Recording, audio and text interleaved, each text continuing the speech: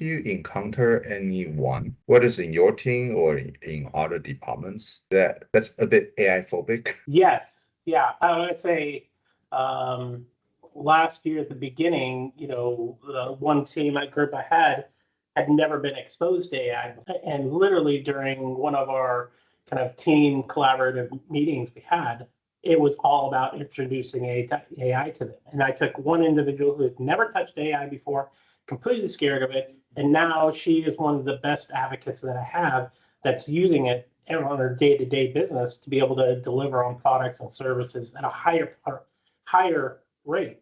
And then I have another individual who's still struggling with it, who still hasn't really like, oh no, I want to do this manually. I want to do this way. And I could see the productivity gains from the individual using the AI exponentially increase, while the productivity gains of the individual has just done up a little bit, and it's starting to dip down even more as people start to come into the organization that have more of that AI experience and exposure. And you could just see the concern of this individual is really not going to start being able to perform at the higher levels that the organization needs to achieve our goals. So, Yep. So then the big question, right? I mean, since we mentioned you guys are do kind of satellite rollouts, right? Bits and pieces. So when the time comes, maybe next year, we don't know how fast it's going to be, maybe next year or the year after that, that you're going to do this company-wide rollout of that agentic super app, okay, or the super ERP, whatever you want to call it. How do you plan to approach it? I understand it's still a bit early. I mean, you guys are still testing the water, but how would you plan to, especially the change management part, getting people to adapt, getting people to be ready for it?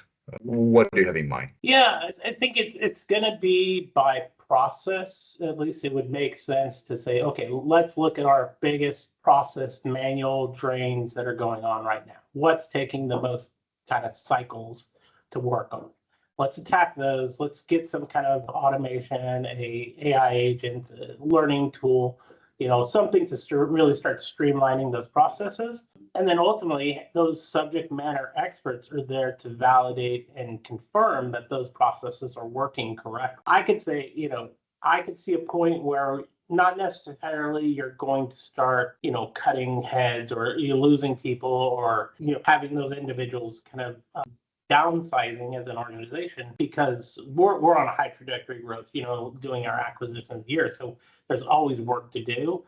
But I could see where at some point in time, those individuals will kind of transition out and you won't be backfilling those roles anymore. Like those roles won't be backfilled. You've now accelerated productivity to where there's less heads that are needed, and those processes are being managed efficiently. And now the AI has learned enough to start making some changes. But you're still going to need the individuals to validate. Cadence. At Cadence, our mission has always been centered around like helping children, families, and educators thrive. So, you can't take the human aspect out of our organization. Some SaaS organizations that are, fully SaaS cloud, I could see some huge changes in regards to, individuals. I read multiple times now, there's 3-4 man organizations doing 20 million in ARR right now, so those organizations that are built from the ground up, that are very SaaS, very technology driven, very, user interface that has been through web or chat, engagements. Those kind of organizations are going to see the biggest, benefit of, moving to these AI agents. Where organizations like ours that are very personal, very family, very face-to-face, really, we still need to focus on the human aspect of it and how AI can enable those individuals. So.